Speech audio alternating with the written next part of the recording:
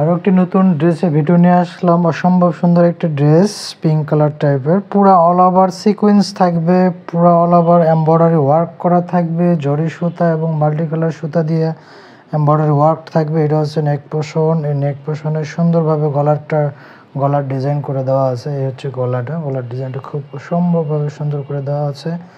পুরো all over সিকোয়েন্সের কাজ করা থাকবে, পুরো অল ওভার এমব্রয়ডারি ওয়ার্ক করা থাকবে এবং আপনার নিচে হচ্ছে যে দামান পাটটা আছে, এটা অসম্ভবভাবে সুন্দর করে এমব্রয়ডারি ওয়ার্ক এবং সিকোয়েন্স করা এবং টার্সেল করা আছে।